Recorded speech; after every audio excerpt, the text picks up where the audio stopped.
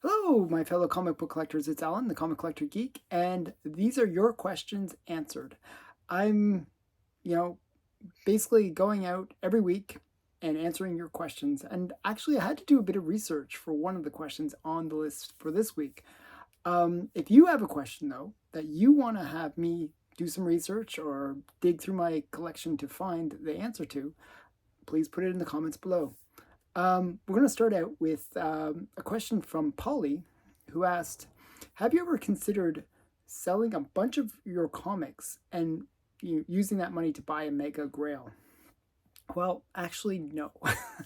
um, my style is I don't really like to give up things because I feel like if I give it up, I might never get it again, especially with the Golden Age.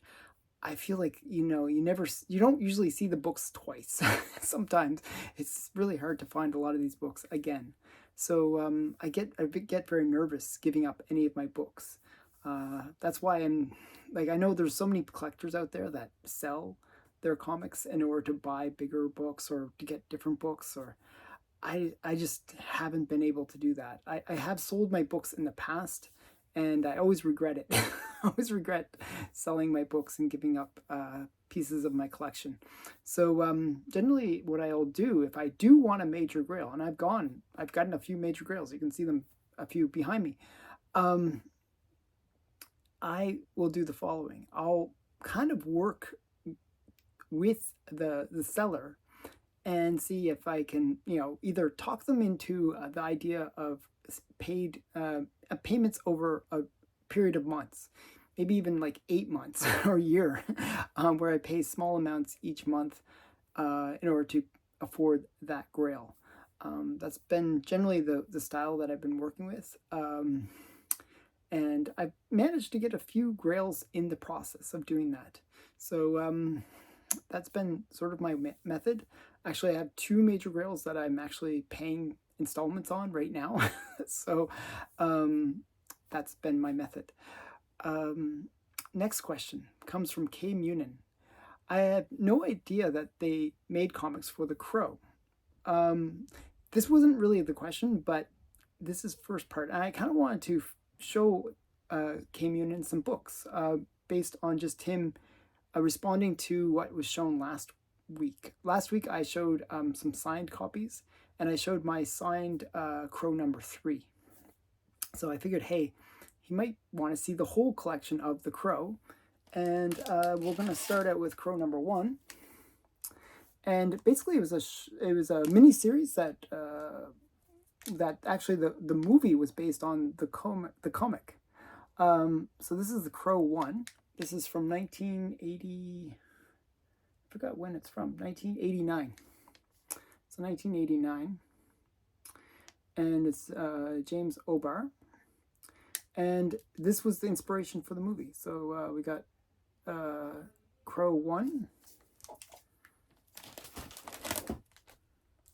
Crow 2, and they have these kind of interesting covers to them. When I first saw it, I thought he was a clown. I thought he was a clown when I first saw him. Yeah, so this is Crow 3.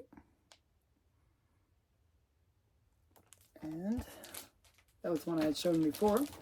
And Crow #4. So that's the first miniseries for The Crow. And each would have like sort of these, poems on the back almost. Like the tides of sin draw tighter and higher, brighter.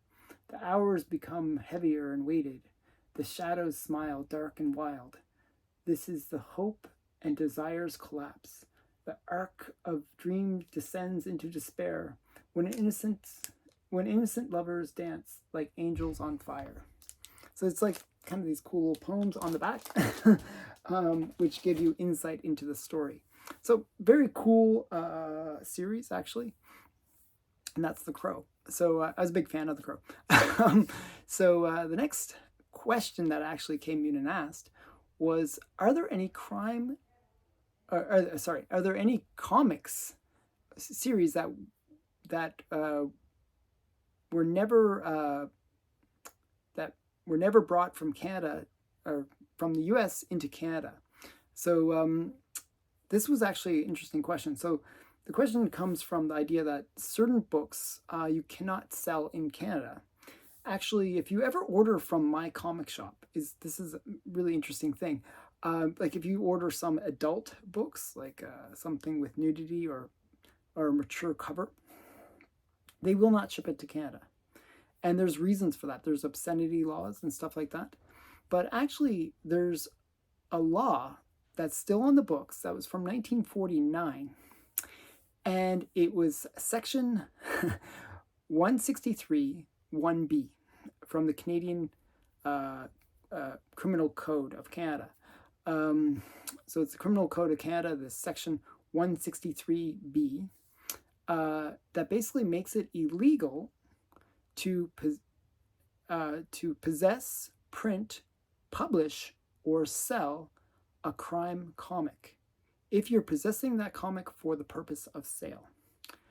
A crime comic, defined by this law, is any magazine or periodical which depicts either the commission of a crime or the events connected to a crime or events connected with the commission of a crime before or after.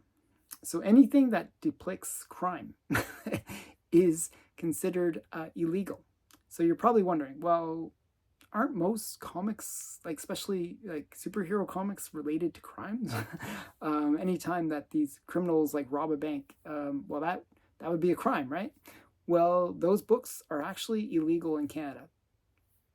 Now that's so you're like, well, that's pretty much all superhero movies, all the superhero comics and stuff. Those are all illegal in Canada based on the law. Now this law has was created back in 1949, but it happened. The origin story for this law, and I'll get into how this law has been enacted over the years, but it started back in November of 1948. There was these kids, and they were playing like highway bandits.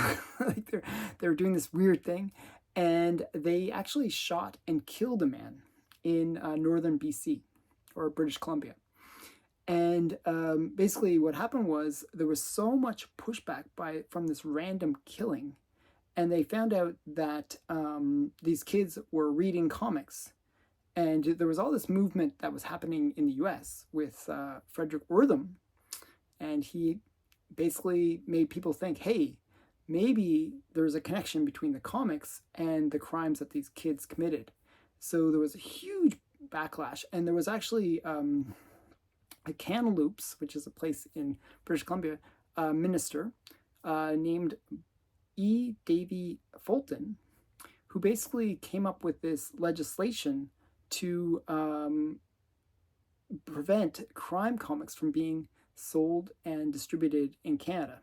Okay, and it became the Fulton Bill later on, and it was enacted in 1949.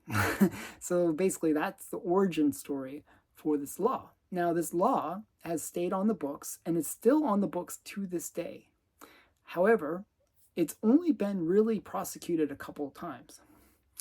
Once was in 1953, where somebody was selling Dick Tracy comics and was prosecuted under the law for selling a crime book. So 1953. And then since then, there was one case that happened in 1987 where somebody was selling what was considered explicit material.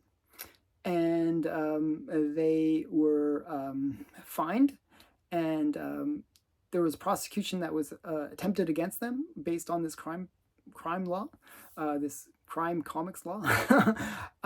And they basically, then it got switched where it was like for sexually explicit material rather than the crime thing, because they figured they couldn't really prosecute based on the crime law, because it's just was one that hasn't really been ever enacted in terms of actual criminal justice against these people that own comics that are like crime related, because that's pretty much all comics. So basically it's one of those weird laws that just happens to be on the books.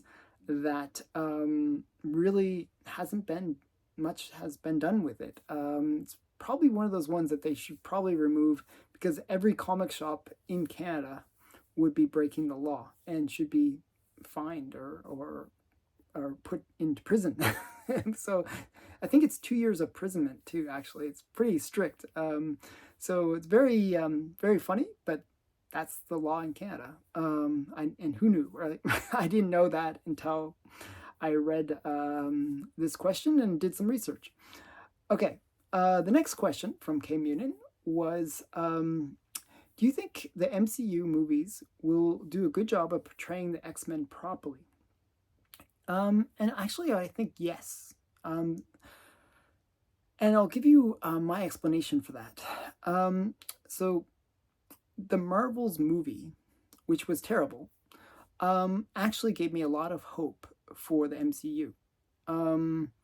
I feel like they're finally listening to the fans and avoiding putting in agendas or political messages within the movies. They couldn't rescue the Marvels. It was just too messy of a movie, just too poorly written. Um, but but at least they had done that. And I think if they can just go back to great storytelling, which the X-Men has lots of cool stories to pull from, they should be fine. And I think they will. I think they have been listening to fans.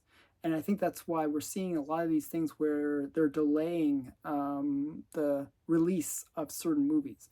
For example, the Blade movie, that's been delayed. And they said that they're going to go through a complete rewrite, because I think they were going to have a very strong agenda-based movie where Blade was even the main character of his own movie, and like his daughter was supposed to be the main character. It was like it was going to go that way, and then they realized that the fans would have rebelled if they had done that. So I do believe that they are beginning to see the light and move away from agenda-driven movies and make just good content again. I'm hoping. This is me with my fingers crossed and hoping. If they, I mean, X-Men, it should be just a easy win. They've done it well in the past. I believe, First Class and Days of Future Past were great movies. Even the first series of X-Men movies I enjoyed. So I think they can do it right if they ever try. So I do believe that X-Men will come back and come back strong. Okay, so and they're actually coming out with the cartoon series, X-Men 97, I believe it's called.